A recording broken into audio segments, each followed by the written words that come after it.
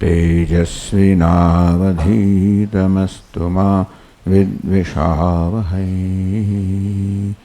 ओम शांति शांति शांति। ओम पूर्णमदः पूर्णमिदं पूर्णात् पूर्णमुदच्यते पूर्णस्य पूर्णमादाय पूर्णमेवावशिष्यते। ओम शांति शांति शांति।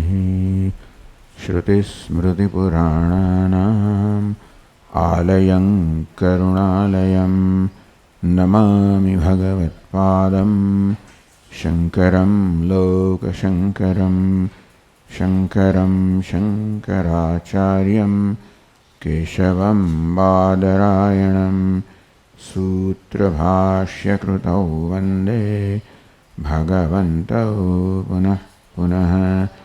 ईश्वरो गुरुरात्मेति मूर्तिभेदविभागिने व्योमवद्व्याप्तदेहाय दक्षिणामूर्तये नमः। सच्चिदानन्दमद्वैतम् सर्वाधिष्ठानमुत्तमम् नत्वाष्टावक्रसूक्तस्य दीपिका तन्यते परा।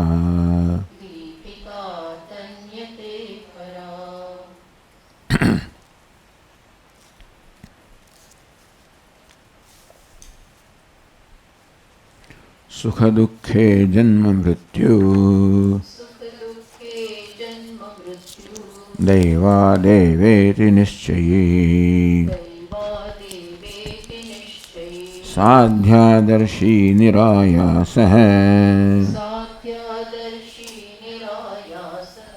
कुर्वन्नपि न लिप्यते। चिन्तया जायते दुःखम् नान्यथेति निश्चयी तया हीनः सुखी शान्तः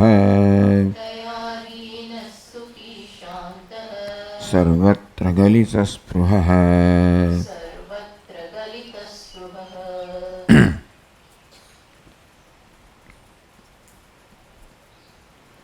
तो कुर्वन्नपि न लिप्यते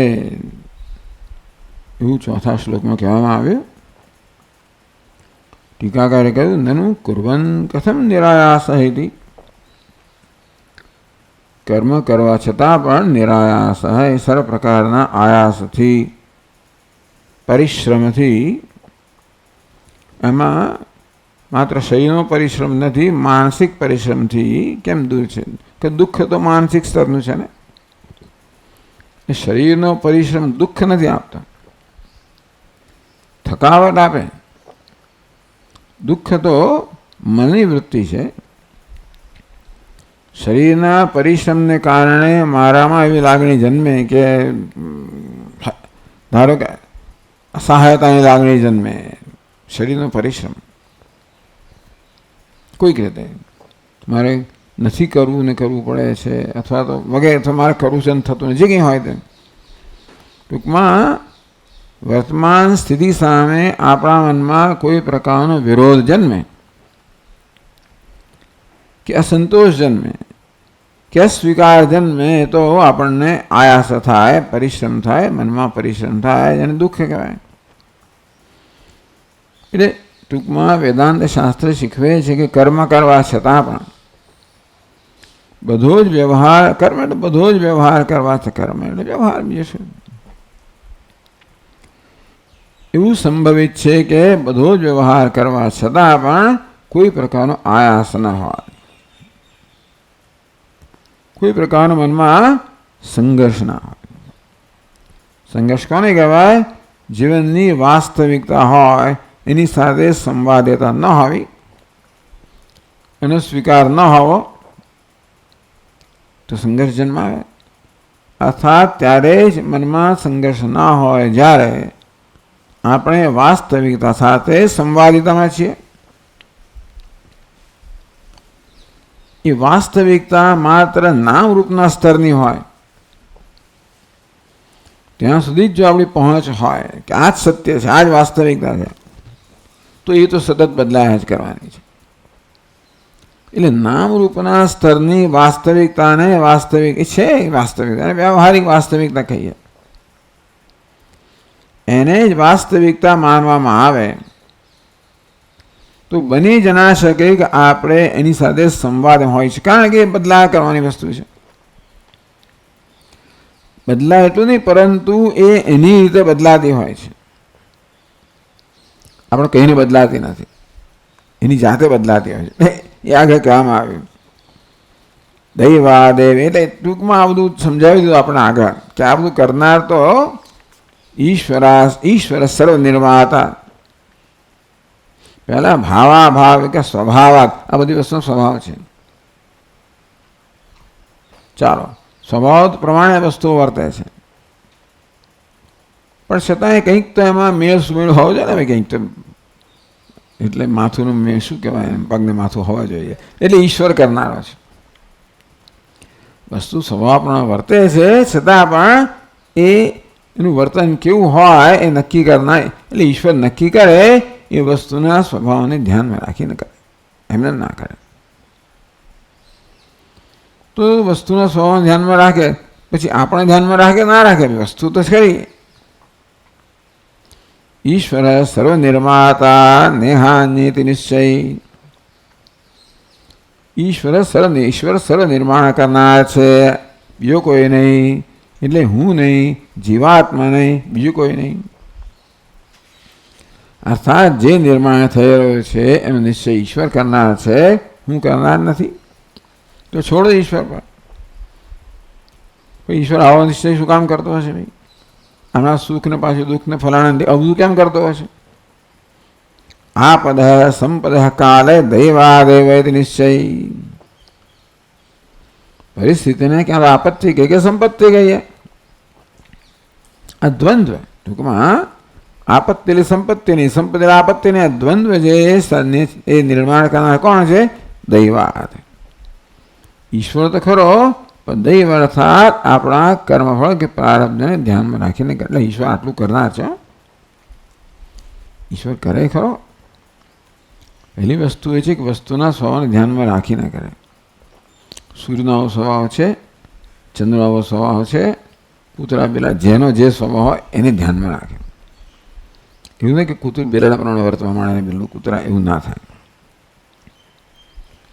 તો ઉપરાંત આપણી સમક્ષ જે પરિસ્થિતિ સર્જાય એ પણ જેમ ફાવે એમ સર્જાયું નહીં, એની અંદર પણ આપણી જે કંઈ હોય વસ્તુ જેને પ્રારબ્ધ કહેવાય એ ધ્યાનમાં રાખીને કરે, કે મારી ઈચ્છા પ્રમાણે કરે. ભૂતકાળમાં અમે એવું ઈચ્છ્યું હતું. અત્યારે જે પ્રારબ્ધ છે ને એ ભૂતકાળમાં શું હતું? સ્વતંત્રતા હતી. ત્યારે મેં ફ્રી વિલ સ્વતંત્રતા એ કર્મ કર્યું જેનું અત્યારે પરિણામ છે. આ પરિણામ કેવું છે? મારી તે વખતની ઈચ્છાને અનુરૂપ, મારી ઈચ્છાને અનુરૂપ કરનારો છે. વસ્તુના સ્વભાવને અનુરૂપ ને આપણી ઈચ્છાને અનુરૂપ. હવે અત્યારે આપણને ખબર ના હોય તો કઈ ઈચ્છા કરી હશે, પણ ખબર હોય કે જે થઈ રહ્યું છે એ મેં કરેલી ઈચ્છાના પરિણામે થયું છે, તો પછી કોઈને દોષ આપવાનો સવાલ એટલા માટે રહેતો નથી કે એણે મારી ઈચ્છા પૂરી કરી, મેં આવી કેવી ઈચ્છા કરી. ચાલ ભાઈ, અજ્ઞાન છે, અવિવેક છે, એટલે થાય. તો તૃપ્ત સ્વસ્થેન્દ્ર, આટલી વસ્તુ એ સમજીએ ને કે આ વસ્તુનો સ્વભાવ છે એટલે આવું કરી રહી છે. એ સ્વભાવ પણ નક્કી કરે ઈશ્વર કરી રહ્યો છે સ્વ ધ્યાનમાં રાખીને. એ પણ મારા જીવનમાં સંજોગો રચી રહ્યો છે મારા કર્મને ધ્યાનમાં રાખે, મારા કારણે મેં કરેલી ઈચ્છાને ધ્યાનમાં રાખીને. મેં કોઈ પ્રમાણે આપણામાં જરાક વધારે ભગવાન માટે શ્રદ્ધાઓ તો મારા હિત માટે કરી રહ્યો છે. ચાલો,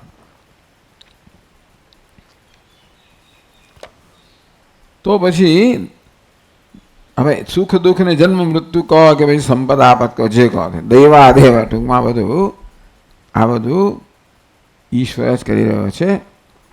વસ્તુનો સ્વભાવ ધ્યાનમાં રાખીને કરી રહ્યો છે, આપણા કર્મને ધ્યાનમાં રાખીને કરી રહ્યો છે, આપણી ઈચ્છાને ધ્યાનમાં રાખીને કરી રહ્યો છે, આપણા હિતને ધ્યાનમાં રાખીને કરી રહ્યો છે. આટલી વસ્તુ આવે ને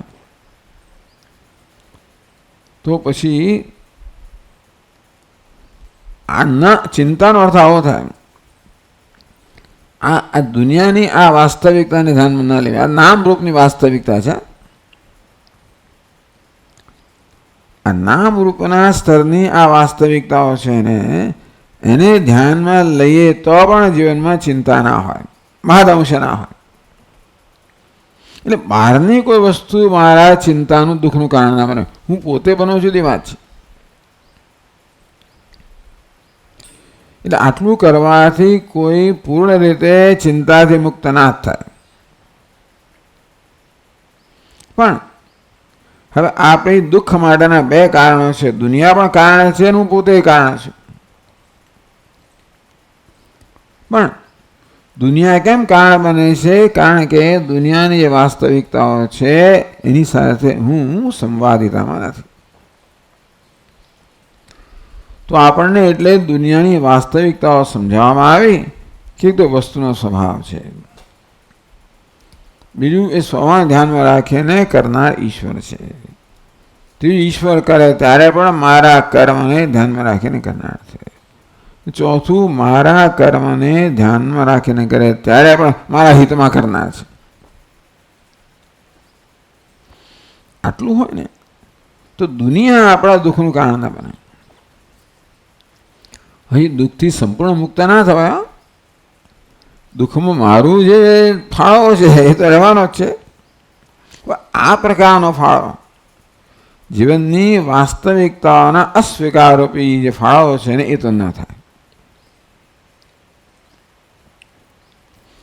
દયાહીન સુખી શાંત સર્વત્ર ગલિત. સ્પૃહા નથી, ઈચ્છા નથી. કારણ કે બધી વસ્તુ જે છે એની સાથે સંવાદિતામાં હોવ તો પછી કશી વસ્તુને બદલવાનું મારે કશું કરવાની જરૂર જોતો નથી. થઈ રહ્યું છે બધું. સ્વભાવ કરી રહ્યો છે, ઈશ્વર કરી રહ્યો છે, કર્મ. આ ત્રણ વસ્તુ આવી. ભગવદ્ ગીતા ત્રણેય વસ્તુ કહેવામાં આવી. સ્વભાવ વસ્તુ પ્રવર્તતે પણ કહેવામાં આવ્યું. તારું કર્મ પણ છે અંદર અને ઈશ્વર સર્વભૂતાનાં હૃદય છે. સ્વભાવ જેને કૌંતે નિબદ્ધ સ્વેન કર્મણા કર્તુમ નેચ્છસી યત મોહાત કરિષ્યસી ह्यवशोऽपि સત કર્મ. ઈશ્વર સર્વભૂતાનાં ઈશ્વર એટલે બધું છે. આ રીતે છે. ભલે છેવટે બધું કરનાર ઈશ્વર છે પણ ઈશ્વર એમને નથી કરતો, સ્વચ્છંદતા નથી કરતો. આ બધી વસ્તુને ધ્યાનમાં રહીને કરતો જ ન્યાય હોય, નહીં તો ન્યાય ના હોય. ઈશ્વર સ્વચ્છંદતાથી વર્તો હોય એમાં શું કામ સ્વચ્છંદતા હોય ભાઈ? સ્વચ્છંદતા અંદરને કંઈ ગડબડ બતાવે છે.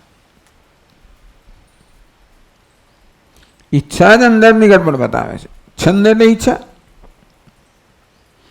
એ તો બધામાં હોય, ઈશ્વર તો ના જ હોય. એટલે ચિંતયા જાય તે દુઃખમ. ચિંતાનો અર્થ એવો સરળ કરી શકાય કે આ બધી વાસ્તવિકતા કહેવામાં આવી. એક સ્વભાવ છે, ઈશ્વર છે, કર્મ છે. આ બધી વાસ્તવિકતાઓ છે જે મારા કાબુમાં નથી. આ બધું પોતપોતાની રીતે કરી રહ્યું છે અને છતાં એની પાછળ કોઈક પ્રકારની વ્યવસ્થા છે. એવું નથી કે આ જેમ તેમ થઈ રહ્યું છે. શું વ્યવસ્થા છે એ મને ખબર નથી. એટલી વ્યવસ્થા છે બધું મારા હિતમાં થઈ એવી વ્યવસ્થા સ્વીકારી આપે, બીજું કંઈ નહીં. તો કારણ કે આ શું કેમ એમાં તો સર્વજ્ઞતા જોઈએ. એ તો આપણામાં છે નહીં. કેમ થયું ને શું થયું એનો તાક તો આપણે કાઢી શકવાના. અમુક અંશે કાઢીએ વ્યવહાર માટે, પણ છેવટે એમ કે આ હિત માટે થઈ રહ્યું છે તો મનમાં કોઈ વિરોધ ના જન્મે. તો ચિંતાનો અર્થ એવો કરીએ આપણે કે જીવનની વાસ્તવિકતાઓ સાથે સંવાદિતાનો અભાવ, એને કારણે જે સંઘર્ષ જન્મ્યો એ મારા મનમાં જે પ્રકારની મનોવૃત્તિ પ્રેરે એની ચિંતા કહેવાય. તો કહો ચાલો ભાઈ, દુઃખમ નન્યથા.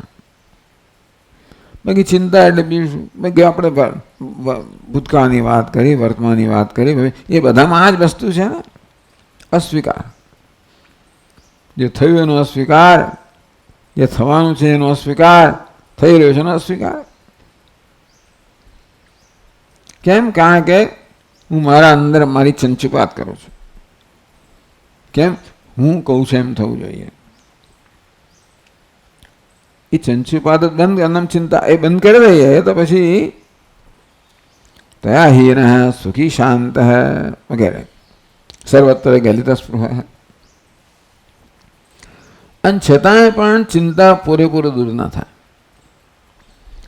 હું તો આ વસ્તુનો જે વિરોધ કરું છું, અંદરથી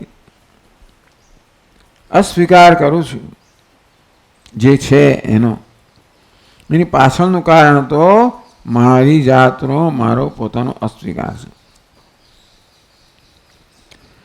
કશી વસ્તુના અસ્વીકારની પાછળ છેવટે સ્વયં મારો અસ્વીકાર છે. એ કેમ છે? કારણ કે હું મર્યાદિત છું. એવું હોવાને કારણે મને મારી પાસેથી જે પ્રકારની અપેક્ષાઓ છે ને એ હું પોતે પૂરી કરી શકતો નથી. માણસની તકલીફ શું છે? આવી કોઈ તકલીફ બીજા કોઈ જીવો નથી.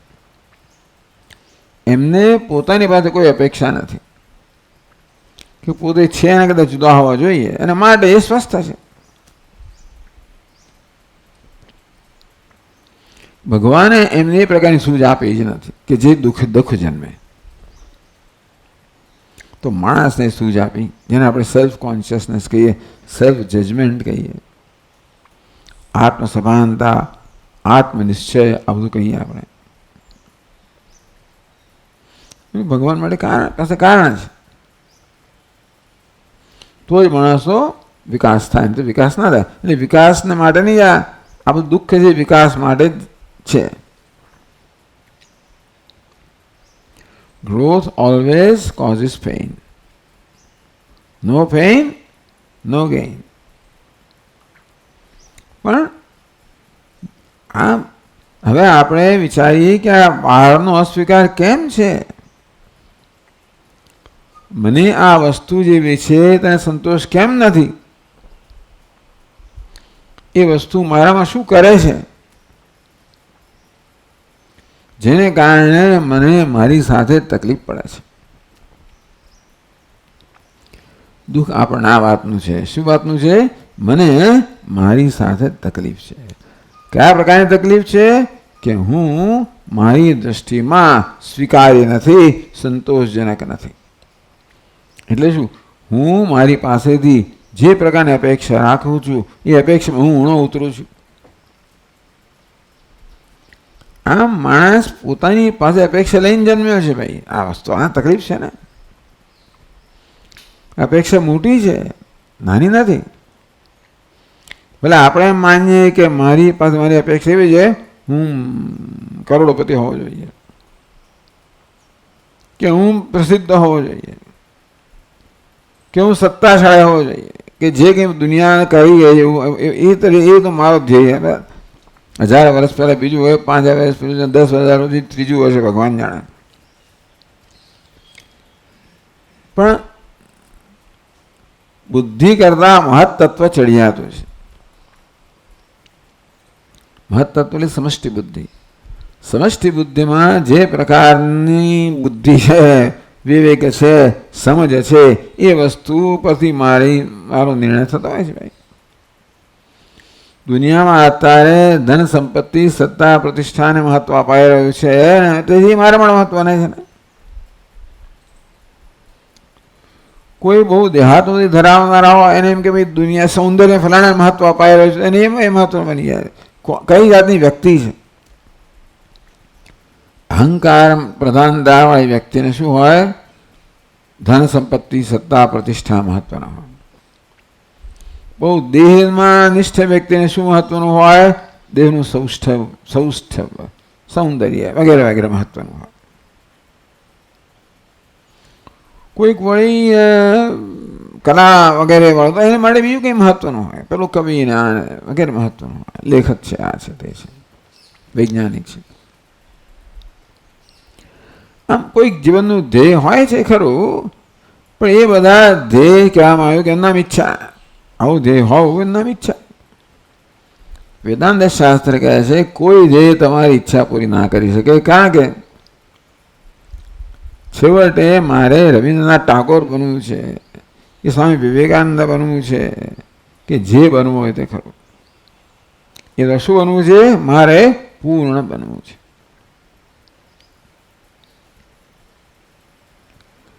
અને હું ગમે તે કરું,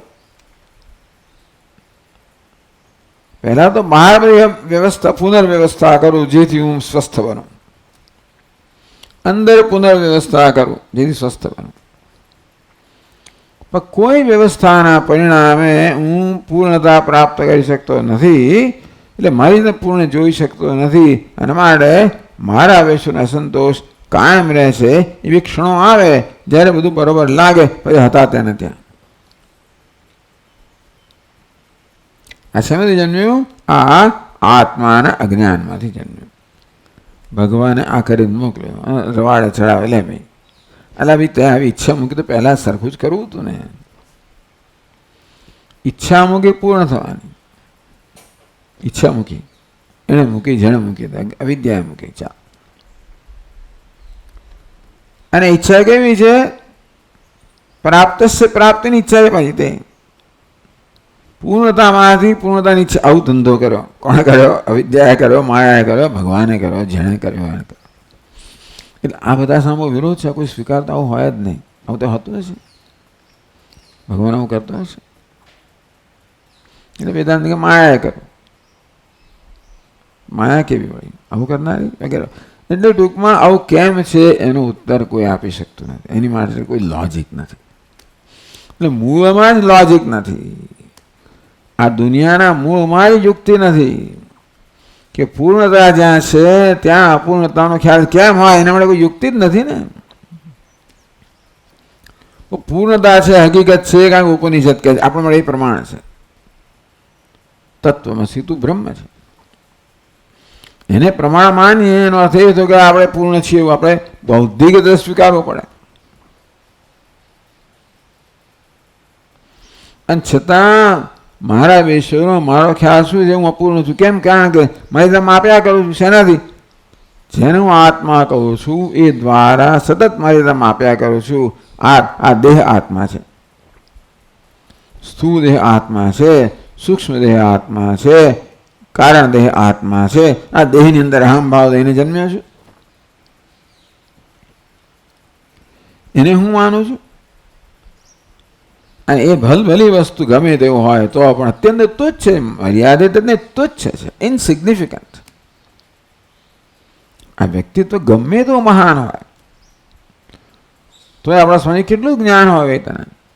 વન મોર ક્વેશ્ચન, કેટલું જ્ઞાન હોય, કેટલી શક્તિ હોય પેલાની. 1 more કિલો મળો ભલે ને, હેવી વેઇટ ચેમ્પિયન હોય ને, 550 કિલો, એ 551 કિલો નહીં. આમ ભલી વસ્તુ જે હોય આ ઉપાધિ છે મર્યાદિત જ હોય. ગમે તેટલા શતાવધાની હોય ને, ગમે તેટલા અવધાની હોય ને, ગમે તે હોય, ગમે તે સિદ્ધિ ધરાવનાર હોય, અને સિદ્ધિને આપણે આદર કરીએ છીએ બધાને, પણ ગમે તે સિદ્ધિ હોય એ સિદ્ધિને કારણે મને સંતોષ કોઈ દાડો કોઈને થાય નહીં. ગમે તે સિદ્ધિ હોય એવી સિદ્ધિ લઈને મારી કરતા માપું કે આવું સિદ્ધ પુરુષ છું ને, તો એની જોડે અસંતોષ તો હોય જ. કે બધી સિદ્ધિ ઉપાધિના સ્તરે હોય એ ક્યારે પૂર્ણ હોય જ નહીં ને. જો કે શાસ્ત્ર ત્યાં સિદ્ધિ હું પડશો નહીં, ભાઈ આવશે તો પડશો નહીં.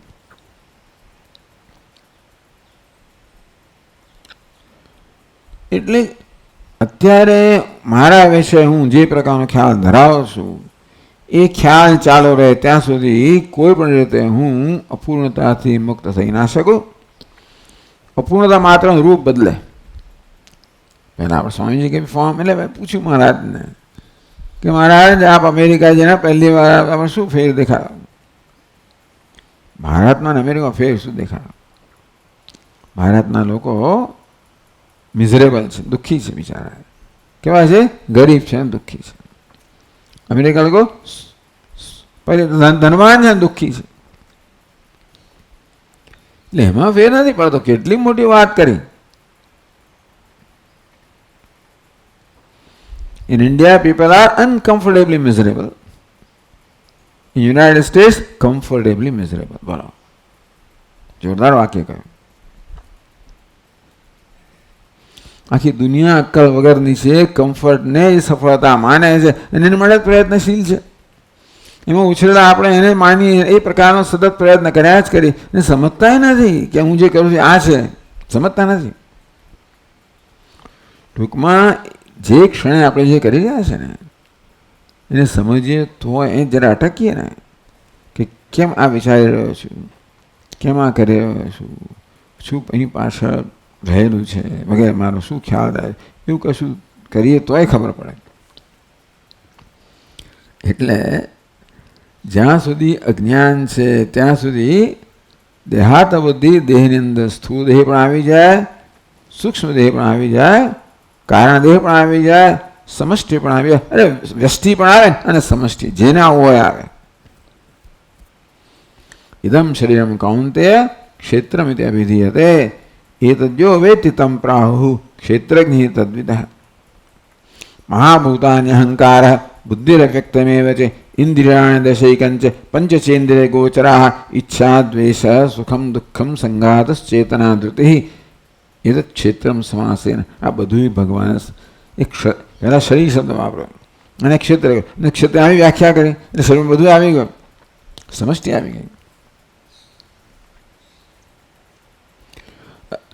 તો વેદાંતની ત્યાં એટલે હું સમષ્ટિ હોઉં તોય પણ આમાંથી મુક્ત ના થઈ શકું. એ તો એમ કે ભાઈ હિરણ્ય ગર્ભ એ પ્રથમ જીવ છે. ત્યાં જો હિરણ્ય ગર્ભ પોતાની ઉપાધિથી પોતાના વિશે નિર્ણય કરતો હોય તો હિરણ્ય ગર્ભ પણ અપૂર્ણતા ઉપાધિ ગમે તે મહાન હોય, પૂર્ણ ના હોય. એ હિરણ્ય ગર્ભ અજ્ઞાની છે આપણો કહેવાનો પ્રયોજન નથી. પણ કોઈક એવું હોય જેના બધી સિદ્ધિઓ છે,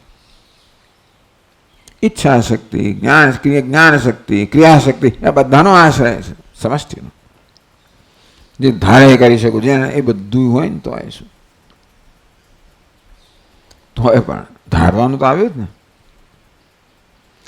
ધારવાનું આવ્યું એટલે મુશ્કેલી આવી. ગલિત સ્પૃહા તયા હીન સુખી શાંત સર્વત્ર ગલિત સ્પૃહા. સ્પૃહા આવી, ધારવાનું આવ્યું, ઈચ્છા આવી. ભલે હિરણ્ય ગર્ભની ઈચ્છા હોય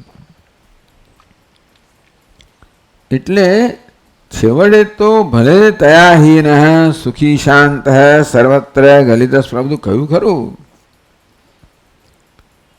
પણ ચિંતયા જાય નાન્યથા એ નિશ્ચય કે ચિંતાથી દુઃખ જન્મે છે અન્યથા નહીં એવો નિશ્ચય એ માત્ર જો વ્યવહારિક સ્તરનો નિશ્ચય હોય, બૌદ્ધિક સ્તરનો નિશ્ચય તો ઘણા બધા દુઃખથી આપણને મુક્ત કરે પણ પૂર્ણ મુક્ત ના કરે.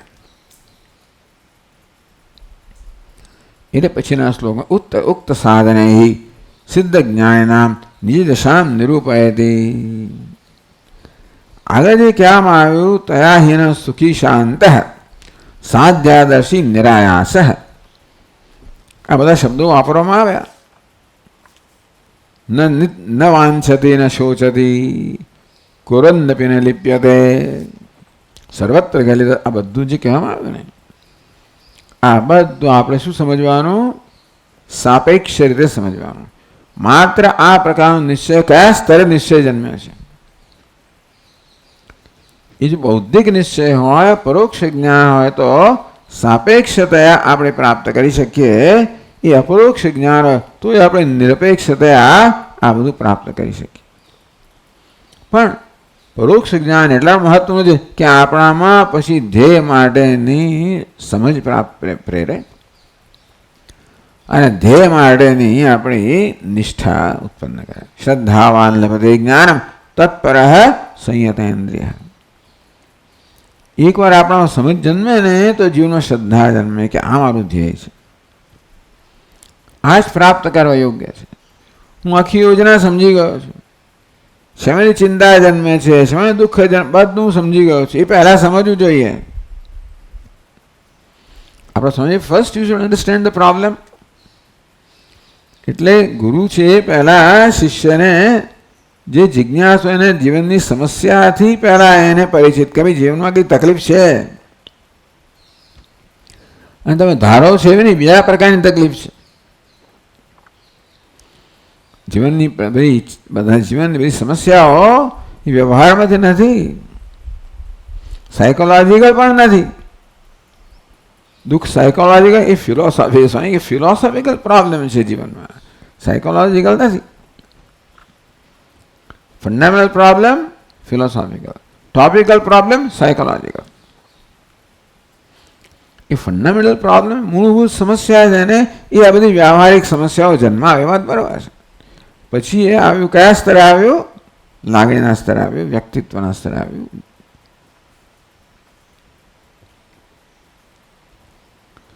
એટલે આ બધી પહેલાં આપણામાં સ્પષ્ટ સમયનો 1,00,000 વર્ષ ટૂંકમાં એમાં જેટલું કરો ચિંતન થવું જોઈએ, નથી થતું.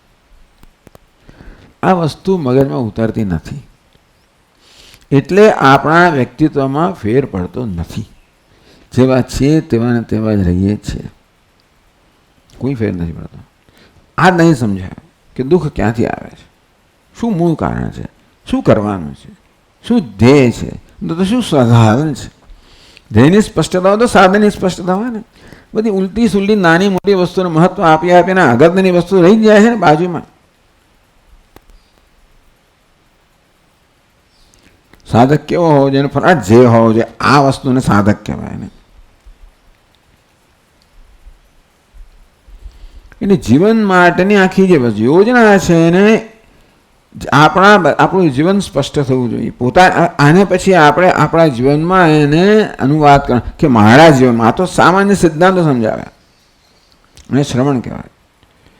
એ સિદ્ધાંતો મારા જીવનમાં કેમ લાગુ પડે, મારી કયા પ્રકારની વિચારવાની રીતો છે જે આમાંથી સમજી શકાય, એ મારી જાતને સમજવાનું બીજી વાર આવે ને. આ સિદ્ધાંતો સમજ્યા, એમાંથી મારે મારી જાતને સમજવાની છે. તો મારે આ સિદ્ધાંતનો મારા જીવનમાં શું ઉપયોગ થાય, અને આજે અહીંયા કહેવામાં આવ્યું એ સાધના મારા જીવનમાં કયું રૂપ લે,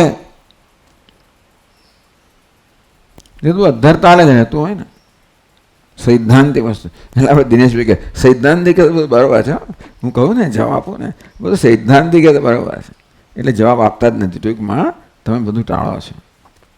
એ જે રીતો વ્યવહારની જે રીતો હોય દેખાય, પણ હા બધું સૈદ્ધાંતિક બરાબર છે. એ સિદ્ધાંત આપણા જીવનમાં કયા પ્રકાર કઈ રીતે પ્રગટ થયેલો છે એનું આપણી જાતને સમજવી. જેટલું આપણે આપણી જાતને સારી રીતે સમજીએ એટલું આ ધ્યેય આપણે માટે શું, મોક્ષ મારે માટે શું ભાઈ, સુખી શાંત હૈ વિગત એટલે શું, કઈ રીતે હું સુખી નથી, કઈ રીતે શાંત નથી, કઈ રીતે વિગત સ્પૃહ નથી. આ ધ્યેય કયું, શા માટે ધ્યેય છે, મારા માટે આ ધ્યેય કઈ રીતે છે, કયા પ્રકારની સ્પૃહા હું ધરાવું છું, કયા પ્રકારની અશાંતિ ધરાવું છું, કયા પ્રકારનું દુઃખ ધરાવું છું, એ આ વસ્તુ મારા સંદર્ભમાં સમજવી જોઈએ. એને આપણે નવી વ્યાખ્યા કરીએ, મનન ન્યાય વ્યાખ્યા કરીએ કે પેલું ગાય ખાધા પછી પાછી આ વાગોળે તો એનો રસ લે, તેમ શ્રવણ કર્યા પછી આ વાગોળોનો આ રીતે કે એને આપણા જીવનમાં એને ટ્રાન્સલેટ કરવું, અનુવાદ કરવો. આવું બધું વેદાંતમાં સમજાય તો સારું, બાકી આ બધું સમજાતું નથી. શ્રવણ મને નહીં.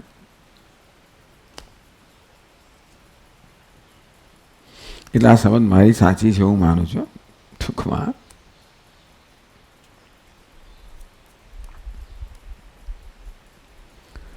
તો આપણો બહુ સ્પષ્ટ થઈ જાય કે અજ્ઞાન મારા જીવનમાં છે. આ વિવેક જન્મ્યો, એમાંથી આ દેહાત્મ બુદ્ધિ છે, એમાંથી આ બધા અહંકાર મમકાર જન્મે, એમાંથી આ રાગ દ્વેષ. આખી પ્રક્રિયા સમજી લો મારા સંદર્ભમાં.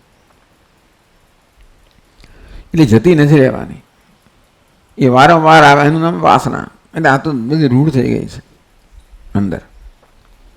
એટલે સમજવા છતાંય આ ઉદ્ભવ થયા જ કરશે. પણ મનમાં જન્મે ત્યારે આ સમજો કે જો એનું કારણ આ છે, આ વસ્તુ તો કાંકરો નાખો એટલે એમાંથી પછી તરંગો જન્મ્યા. એ કાંકરો નિમિત્ત છે. તરંગો કેમ જન્મ્યા? એની સંભાવના પેલામાં હતી માટે. એ તો ના જન્મે ને. પથ્થર પર કાંકરો નાખો તો કોઈ તરંગ જન્મે છે? અરે અહીંયા પથ્થર પર જન્મે? ના જન્મે. કેમ? એમાં સંભાવના નથી. જળમાં જન્મે સંભાવના છે. તેમ કાંકરો નાખ્યો, મારામાં અનંગ તરંગો જન્મ્યા બધા. એટલે એ કાંકરાથી કેમ બચવું વગેરે વ્યવહારિક ઉપાયો જુદી વાત છે, ના નથી. પણ છેવટે તો તરંગોનું શું કારણ છે, કેમ જન્મ્યા વગેરે વગેરે, એની કઈ સંભાવના છે. ટૂંકમાં આ આત્મા વિશેનું અજ્ઞાન મારા જીવનમાં કઈ રીતે ભાગ ભજવી રહ્યું છે એ પ્રત્યેક ક્ષણે. જો આ આત્માના અજ્ઞાન નથી જન્મ્યા, અવિવેકમાંથી જન્મ્યા. અજ્ઞાન એટલે અવિવેક. અજ્ઞાનને આપણા અનુભવના સ્તરની વસ્તુ કઈ છે? અવિવેક. તો જ પછી આત્મજ્ઞાન એટલે વિવેક એનું મહત્વ સ્થાપિત થાય. તો જ આત્મજ્ઞાનનું ખરેખરું મહત્વ સ્થાપિત થાય. અને તો પછી એ માટેનું સાધન કેવું? એને માટેનું મન સાધન છે. બીજું શું? મન આત્મા જેવું થવું જોઈએ ભાઈ. આ સીધો. કારણ કે પછી મનોનાશ કહેવામાં આવે ને. મનોનાશ કોને કહેવાય? મન આત્માના આકાર બની ગયું, એના મનોનાશ. એટલે ટૂંકમાં મારે મારા વ્યક્તિત્વને આત્મા જેવું બનાવવાનું છે. એ મારો પ્રયત્ન છે. એટલે યમ નિયમ કહેવામાં આવ્યું, પહેલું આ કહેવામાં આવ્યું. અરે આસાન પ્રાણાયામ છોડો ને. યમ નિયમ જ પૂરતા છે ખરેખર તો. કઈ યોગશાસ્ત્ર કહે છે યમની સિદ્ધિઓ, અહિંસામાં સિદ્ધિ શું થાય? સત્યની સિદ્ધિ શું? મોક્ષ જ પ્રાપ્ત થાય. દરેક સાધન છેક સુધી લઈ જાઓ તો ન લઈ જાઓ એટલા માટે બીજા સાધનો છે. એ આસન પ્રાણાયામ બધું છે એટલા માટે કે અહિંસાને એ બધા વસ્તુઓને ખરેખર એને સાચું રૂપ આપવા માટે જે અંદર બી શક્તિઓ પ્રાપ્ત કરવી જોઈએ વગેરે એના માટે બધી જરૂરિયાત છે.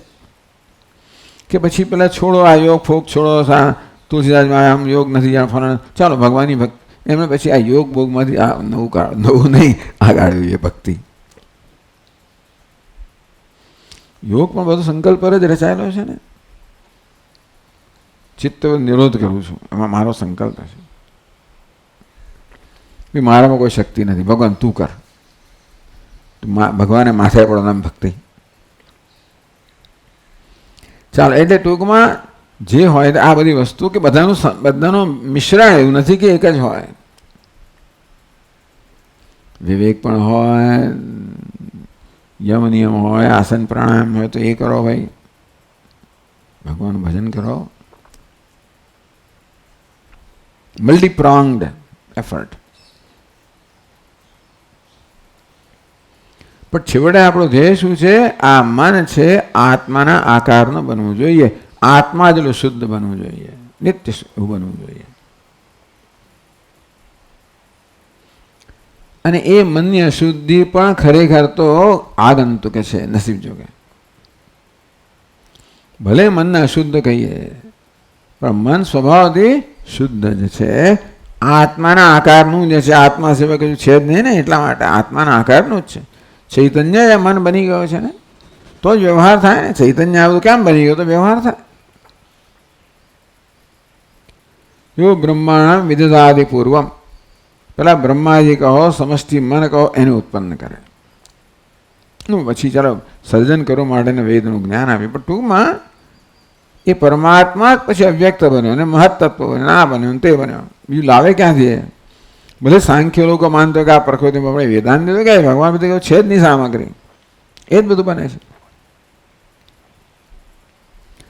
એટલે આ બધી મનમાં જે મુશ્કેલીઓ છે એ મારો સ્વભાવ નથી, આગંતુક છે. મારો સ્વભાવ નથી.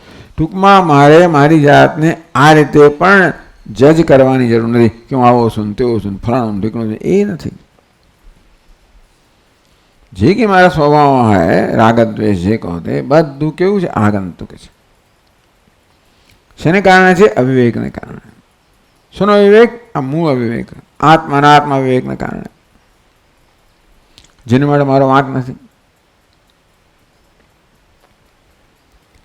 આ પ્રકારની ભૂમિકા સાથે પછી આપણે બધું કરવાનું હોય, કરવાનું છે. આ સમજ પણ બધું થવાનું નથી, પણ આ સમજને સતત આપણે અમલીકરણ કરવાનું છે. આ સમજનું અમલીકરણ મનના સ્તરે, વ્યવહારના સ્તરે.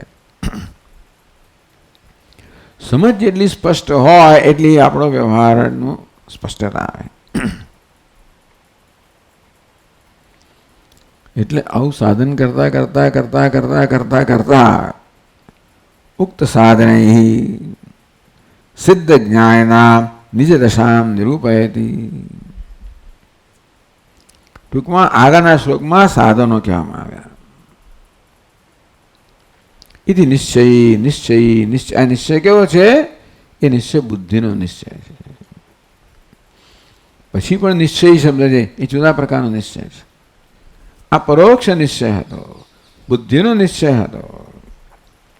કહે છે બુદ્ધિ સારથી છે. બુદ્ધિમ તો સારથિમ વિદ્ધિ.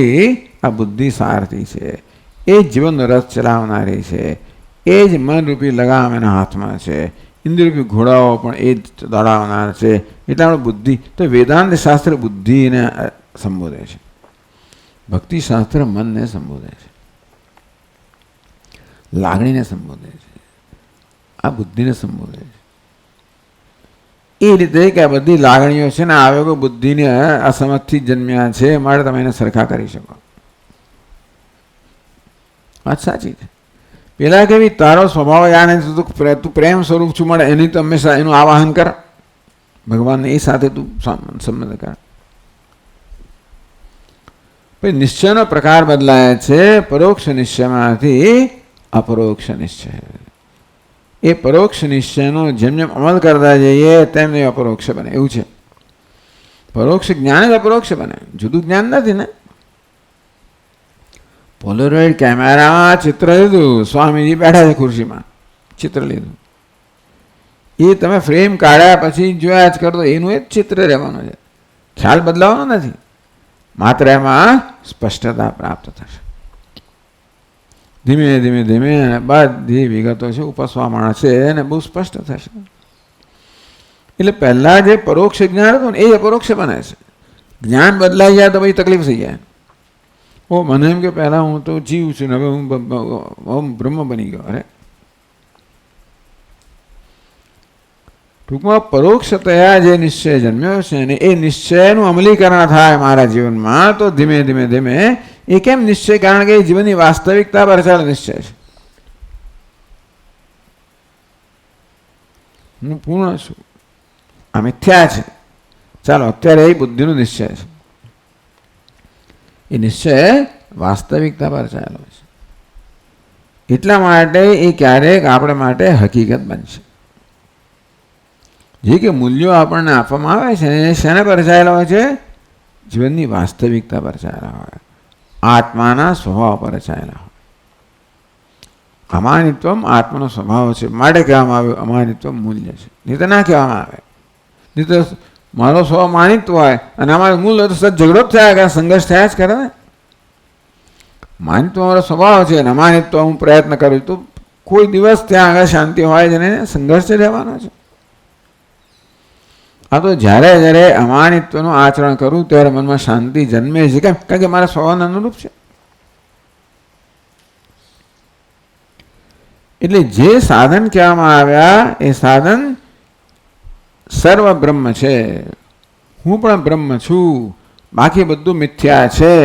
અને એને મિથ્યા વસ્તુ એ મારા અત્યારે મને સત્યતા આપું છું અને માટે આ વસ્તુઓ છે એ મારા માટે મિથ્યા બનીને રહે. એ પ્રકારની સાધના. ઉક્ત સાધને સિદ્ધ જ્ઞાનીના આગળ જે સાધનો કહેવામાં આવે, આ નિશ્ચયો કહેવામાં આવ્યા, વિવેક કહેવામાં આવ્યો. જે નિશ્ચયનું અમલીકરણ કરવાથી ધીમે ધીમે મનમાં ખોટા નિશ્ચયને કારણે જન્મેલા જે બધા નિશ્ચયો હતા એ ધીમે ધીમે ભ્રમ દૂર થતા જાય. ભ્રમ નિવૃત્તિ સિદ્ધ જ્ઞાનના એમ કરતા બધા જ ભ્રમ દૂર થઈ જાય તો આ સાધનોથી યુક્ત સાધની સિદ્ધાનામ જ્ઞાનના, આ સાધનો વડે જેમણે સિદ્ધિ પ્રાપ્ત કરી છે કે સિદ્ધ બન્યા છે એવા જ્ઞાનીઓ. સાધન છે, સાધન શું પ્રાપ્ત થાય? સિદ્ધિ પ્રાપ્ત. કઈ સિદ્ધિ? જ્ઞાનરૂપી સિદ્ધિ પ્રાપ્ત થાય. નીચે દશામ નિરૂપયતી, એમની દશા કેવી હોય એનું નિરૂપણ કરે છે. તો છઠ્ઠા શ્લોકમાં કહે છે, નાહમ દેહો ન મે દેહ બોધો હમિતિ નિશ્ચયી કૈવલ્યમિવ સંપ્રાપ્ત ન સ્મરત્ય કૃતમ કૃતમ.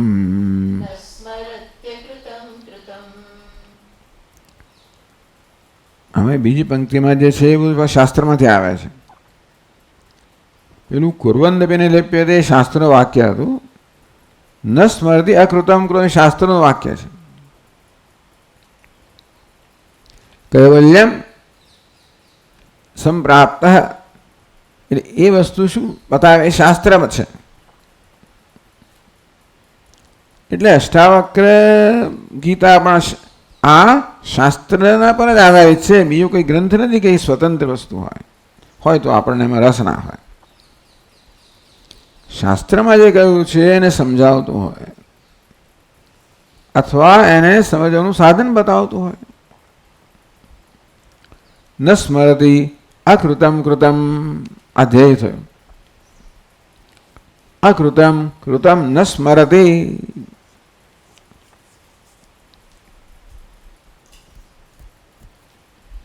એને સ્મરણ થતું નથી.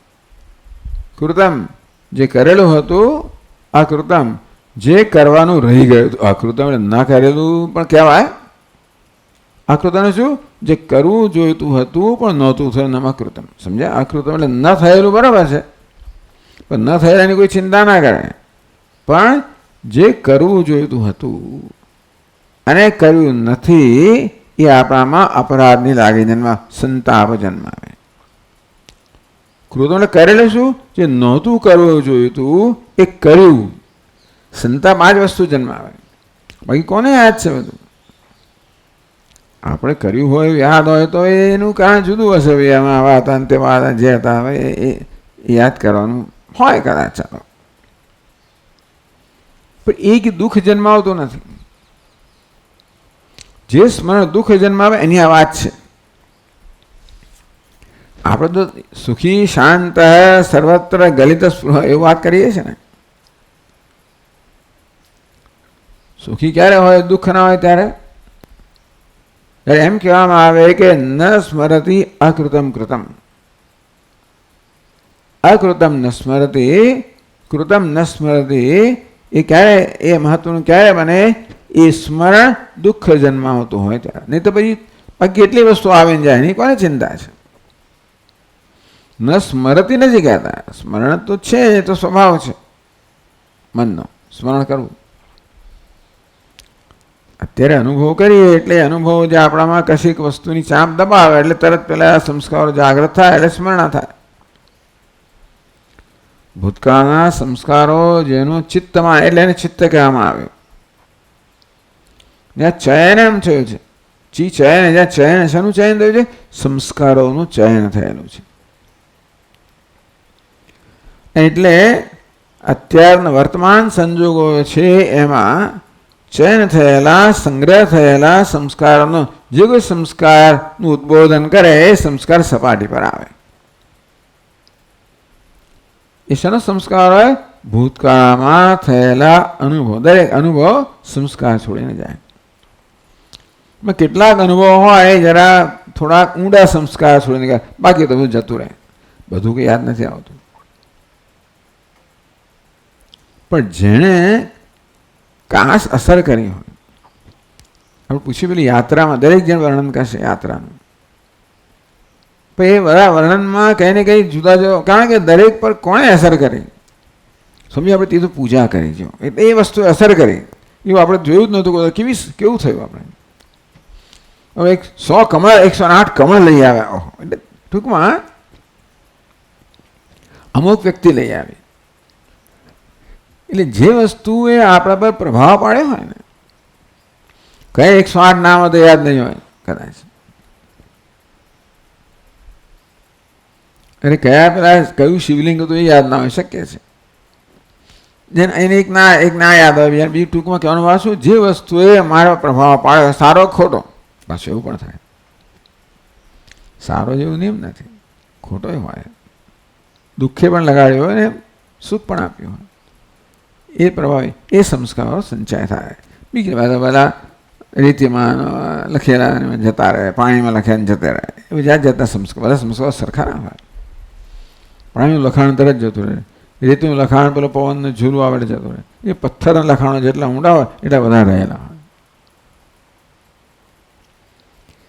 એટલે અત્યારે જે થઈ રહ્યું છે એ પ્રકારના એક ક્યાં તો બહાર થઈ રહ્યું હોય કે મારા મનમાં થઈ રહ્યું હોય, એ કંઈક ભૂતકાળના સંસ્કાર જાગૃત કરે ત્યારે મારામાં એ વસ્તુનું સ્મરણ થાય. એ સ્મરણ થવું એ કંઈ ગુનો નથી, પણ એ વસ્તુનું સ્મરણ થાય જેને કારણે મારામાં પશ્ચાતાપ જન્મે. રિગ્રેટ, પશ્ચાતાપ, પશ્ચાત પછી થનારો સંતાપ એટલે પશ્ચાતાપ. શું છે ગુજરાતીમાં સરસ કવિતા છે ને, હા પસ્તાવો વિપુલ ઝરણું સ્વર્ગથી ઉતર્યું છે, પાપી તેમાં પુનિત થઈને શું છે કે હા દુઃખથી. હા એટલે ચાલો પસ્તાવો, પસ્તાવો કહો, પશ્ચાત પછી જન્મનારો સંતાપ. એ દુઃખ આપનારો સંતાપ એટલે દુઃખ. આમ આપણને તો સુખી શાંત સુખી કોણ સુખી હોય? જેનું દુઃખ ના હોય. દુઃખ કેમ ના હોય? કશી વસ્તુ દુઃખ ના જન્માવે તો. હવે ભૂતકાળમાં કરેલી વસ્તુ હોય જે ન કરવી જોઈતી હોય એ દુઃખ જન્માવે જ. કિમહમ સાધના કરમ કિમહમ પાપમ કરવામિતિ. અરે રે પેલું સત્કર્મ કેમ ના કર્યું? સમય આવ્યો ને કેમ ના આપી પેલાને રોટલી? ખિસ્સામાં પૈસા તો કેમ ના આપ્યા? કેમ આમ ના કર્યું? તો કેમ પેલાને લાત મારી? કેમ આમ કર્યું? કેમ ધ્યાન ના રાખ્યું? કેમ આવું કર્યું? ન કરવાનું કર્યું. કિમહમ સાધના કિમહમ પાપમાં કરવામિતિ. પેલું પાપ મેં કેમ કર્યું? એટલે આપણે કામ કરો લોભના આવેગમાં આવીને ગયા તો પાપ પણ થઈ જાય. હવે જે માણસ સિન્સિયર છે, સંનિષ્ઠ છે, એના બધી વસ્તુ બહુ તકલીફ આવે. આપણું મન જેમ શુદ્ધ થતું જાય ને તેમ આ વસ્તુ વધારે તકલીફ આવે. વસ્ત્ર જેમ સ્વચ્છ થાય ને એમ ડાઘા વધારે દેખાય. બાકી તો આવતો પહેલાં કેટલું કર્યું કોઈને કશું થતું નથી. પણ જે સંનિષ્ઠ હોય ને એના મનમાં આવો સંતાપ જન્મે. કદાચ બધાને જન્મતો હોય છે ખબર નથી. મરતી વખતે બધાને મનો ભૂતકાળ યાદ આવતો હોય અને કદાચ તે વખતે મનસ્થિતિ બદલાઈ જતી હોય કે આ ખોટું કર્યું તો શું થાય? દુઃખ થાય. એટલે દુઃખનું એક કારણ સમજાવ્યું. આ મરતી વખતની વાત છે. નહીં તરે પણ મુખ્યત્વે મરતી વખતે બહુ યાદ આવતું હોય છે એવું કહે છે બધા. ભૂતકાળ યાદ આવે તો ધારો કે જવાનો સમય આવે ત્યારે આ બધું યાદ આવે. યમ યમ વાપી સ્મરણ ભાવમ તે કલેવરમ તમ તમે વેદિકાઉં તે સદા તદ ભાવ ભાવિત. જે પ્રકારની ભાવના લઈને વિદાય થાય એ એની ગતિ નક્કી કરે. અવિભાવ આવું બધું જન્મે તો એ વસ્તુ નક્કી કરે. ટૂંકમાં આ પ્રકારનો સંતાપ બધાના મનમાં જન્મવાનો જ છે. મેં કેમ ના કર્યું? મેં કેમ કર્યું? એ સંતાપ જન્મવાનો છે જેણે કર્યું છે એના મનમાં. તો એ વસ્તુ ક્યારે સંતાપ ન જન્માવે? મેં નથી કર્યું. ભૂતકાળમાં જે કરેલું છે, જે અયોગ્ય છે એવું કહેવાય, જે મારામાં દુઃખ જન્માવે કે રે ન કરવાની વસ્તુ કેમ કરીએ દુઃખ જન્માવે, કરવાની વસ્તુ કેમ ન કરીએ પણ દુઃખ જન્માવે. ક્યારે? કર્યું ન કર્યું એ પ્રકારનો ખ્યાલ હોય તો. પણ મેં કર્યું જ નથી એવું જ્ઞાન હોય એટલે છેવટે તો સંતાપ મુક્ત ક્યારે થવાય? છેવટે. એટલે કે મહદઅંશે આપણે આ સાધનથી દૂર મુક્ત થઈ શકીએ. જે સાધનનું વર્ણન કરવામાં આવ્યું એ સાધનને અપનાવવા દ્વારા મહદઅંશે આપણે મુક્ત થઈ શકીએ. પણ સંપૂર્ણ ક્યારે દૂર મુક્ત થઈ? તો આ રીતે ન સ્મરતી અકૃતમ કૃતમ ન સ્મરતી, એ સ્મરણ જ કરતો નથી. હવે એ ન સ્મરતી એ મને ખબર નથી ભાઈ. સ્મરણ ન કરવું એ આપણા હાથમાં નથી, હું માનું ત્યાં સુધી. સ્મરણ એની જાતે જ થતું હોય છે. સ્મરણ ના કરવું એનો નિશ્ચય હું ના કરી શકું. હા, એવું થાય જોકે કે મારા મનમાં એ પ્રકારનો વિચાર હોય કે પેલાનું સ્મરણ ન થાય, બરાબર છે, ચાલો. હમ બ્રહ્માસ્મિ એટલો પ્રવાહ છે કે બીજા કશા વિચારને કોઈ અવકાશ જ નથી, મારે આવતો નથી, એ કહી શકાય. પણ ન સ્મરતી કૃતમ અકૃતમ ન સ્મરતી, સ્મરણ ન કરવાની સ્વતંત્રતા આપણને નથી, કોઈને નથી. સ્મરણ તો થાય છે. એ સ્મરણ દુઃખ જન્માવે કે નહીં એની સ્વતંત્રતા આપણને છે. કશુંક સ્મરણ થયું, દુઃખ જન્મવું જોઈએ એવું સામાન્ય માનવામાં આવે છે. વેદાંતે કહે કે ત્યાં તે તમારી ખરી સિદ્ધિ છે કે સ્મરણ થાય તો પણ તમને દુઃખ ના થાય. કેમ ના થાય? મેં નથી કર્યું. દુઃખ ક્યારે થાય? મેં ન કરવાનું કર્યું કે મેં કરવાનું ન કર્યું. આ વસ્તુ સ્મરણ કરતા આ વસ્તુ દુઃખ આપનાર છે. માત્ર સ્મરણ દુઃખ આપનાર નથી. સ્મરણ થાય એટલે મારામાં આ ખ્યાલ જન્માવે પાછો. શું ખ્યાલ જન્માવે? મેં ન કરવાનું કર્યું. મેં કરવાનું ન કર્યું. એ દુઃખ આપે છે. સ્મરણ તો બરાબર છે. એટલે સ્મરણ થાય તો પણ એનામાં આ પ્રકારનો ખ્યાલ જન્મતો નથી કે મેં ન કરવાનું કર્યું કે મેં કરવાનું ન કર્યું. એ વસ્તુ જે દુઃખનું કારણ છે એ રહેતી નથી, માટે સુખી. એવો પણ નિયમ નથી કે મનમાં વિચારો હોય દુઃખ જ હોય, એવું નથી. કયા પ્રકારના વિચારો છે, વિચારો થાય મારો શું સંબંધ છે એ નક્કી કરે કે દુઃખ છે કે સુખ છે.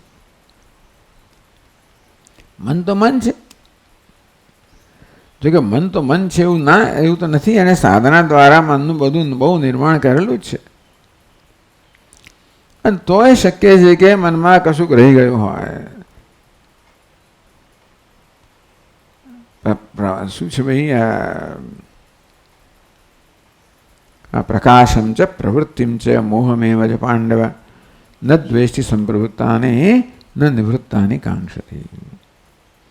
સાત્વિક વિચાર જન્મે, રાજસ વિચાર જન્મે, તામસ વિચાર જન્મે. એ વિચારો એને કોઈ રીતે પ્રભાવિત કરતા નથી. ગુણાવર્તન દૈત્યવ યોગ તિષ્ઠતી નહીં ગતે. આ તો ગુણનો બધો ખેલ છે. અવતિષ્ઠતી તો નહીં ગતે પોતાના સ્વરૂપથી ચલાયમાન થતું. એટલે મન દુઃખી કરે એવો નિયમ નથી. મારો મારા વિશેનો ખ્યાલ જ દુઃખી કરે અને મારો મારા વિશેનો ખ્યાલ જ સુખી કરે. જે બને એને કારણે મનમાં વિચાર જન્મે. એ વિચાર મારામાં અમુક ખ્યાલ જન્માવે. આવું થાય. જે બન્યું એ વસ્તુ એ મારા મનમાં અમુક પ્રકારનો ખ્યાલ જન્માવ્યો. એ ખ્યાલે કે વૃત્તિએ મારામાં મારા વિશેનો ખ્યાલ જન્માવ્યો. એ સુખ દુઃખ જન્માવનારો છે. આ બહુ સ્પષ્ટ હોવું જોઈએ. એ ના જન્મે, પેલો ખ્યાલ તો જન્મે, મનમાં ખ્યાલ જન્મે, એ બરાબર, એ તો સ્વભાવ છે. એટલે ભગવાન જો સાત્વિક હોય, રાજ હોય, તામસ હોય, એટલે એનો અર્થ કે ભાઈ જ્ઞાની પુરુષમાં રાજસ તામસ ખ્યાલ જન્મે, ના જન્મે એવું નહીં. મન છે તેને ત્રણેય ગુણો હોવાના છે, મન હોય જ ના શકે ને. નરું સાત્વિક મન હોય તો પછી મનનો નાશ થઈ ગયો, પણ પછી બધું જાગૃત થાય ત્યારે કંઈક રજો ગુણ હોય તો જ મન પ્રવૃત્તિ કરી શકે ને. વિશુદ્ધ સત્વ હોય ને અમારે, એટલે મનનો કોઈ આકાર ના રહે ને આપણે મનનો નાશ કહી દઈએ. પણ ત્યારે વ્યવહાર ક્યારે થાય? રજોગુણ તમોગુણ જે વિશુદ્ધ સત્વનો વિરોધી નથી એવો રજોગુણ તમોગુણ વ્યવહાર થાય. જે રજોગુણ તજોગુણ તમોગુણ સત્વને હટાવી દે છે ને એ વસ્તુ બંધન કરનારી છે. પણ રજોગુણ જન્મે તમોગુણ જન્મે તોય વિશુદ્ધ સત્વને હટાવે નહીં તો વાંધો નથી. વિશુદ્ધ સત્વ જ નિશ્ચય કરતો હોય આ મનો રજોગુણ તમોગુણ એ વ્યવહારનો વગેરે નિશ્ચય કરે, મૂળભૂત આત્માનો નિશ્ચય પેલું કરે. આમ આત્મનિશ્ચય તો એનો એ જાય કહે અહમ બ્રહ્માસ્મિ, એ વિશુદ્ધ સત્વ. એટલે મનોરાશ ચાલુ જ રહે એ રીતે, એક સ્થિતિ પણ નથી. શરૂઆતમાં એક સ્થિતિ હોય પછી ચાલુ જ રહે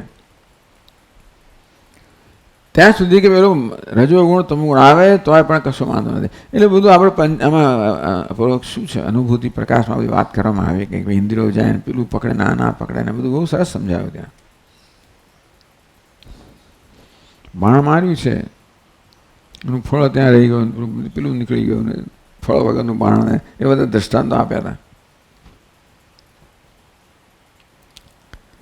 ન સ્મરતી અકૃતમ કૃતમ, કૃતમ અકૃતમ સ્મરતી, કર્તૃત્વમ ન સ્મરતી.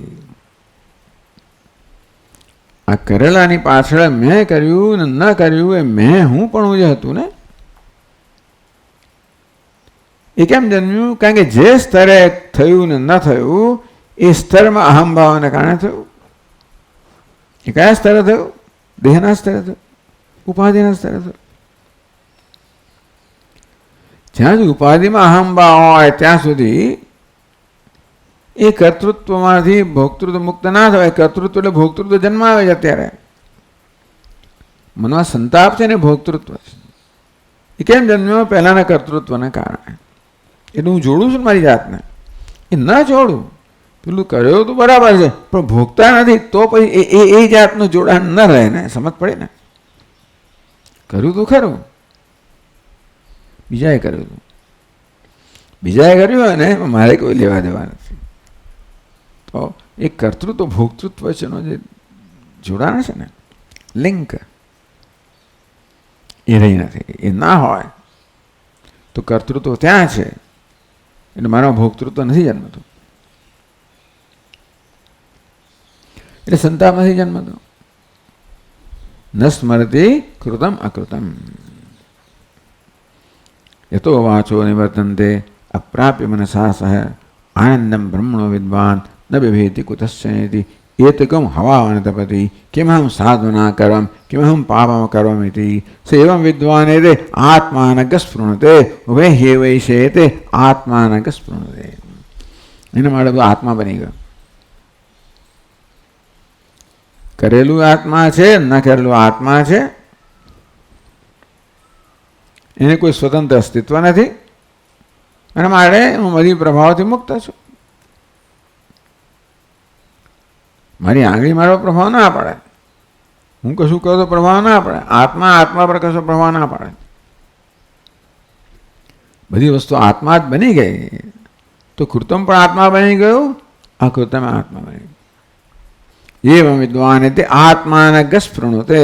આ વિદ્વાન છે એ આત્મા બનાવી દે છે, આત્માને પુષ્ટ કરે છે, આત્માની શક્તિ પ્રાપ્ત કરે, આત્મરૂપે જ જોઈએ છે. આ રીતે સિદ્ધ જ્ઞાનના નીચ દશા આજે આ બધા સાધનો દ્વારા જે સિદ્ધ બન્યો, જ્ઞાની બન્યો, એની પોતાની દશા છે એ દશાનું વર્ણન કરવામાં આવ્યું. આપણે આગળ જોઈશું. ઓમ પૂર્ણમદ પૂર્ણમિદમ પૂર્ણાત પૂર્ણમુદચ્યતે પૂર્ણસ્ય પૂર્ણમાદાય પૂર્ણમેવાવશિષ્યતે. ઓમ શાંતિ શાંતિ શાંતિ. શંકરમ શંકરાચાર્યમ કેશવમ બાદરાયણમ સૂત્રભાષ્યકૃતૌ વંદે ભગવन्तौ પુનઃ પુનઃ. ઈશ્વરો ગુરુરાત્મેતિ મૂર્તિભેદવિભાગિને વ્યોમવદ્વ્યાપ્તદેહાય દક્ષિણામૂર્તયે નમઃ. ઓમ શાંતિ શાંતિ શાંતિ. હરિ ઓમ. શ્રી ગુરુભ્યો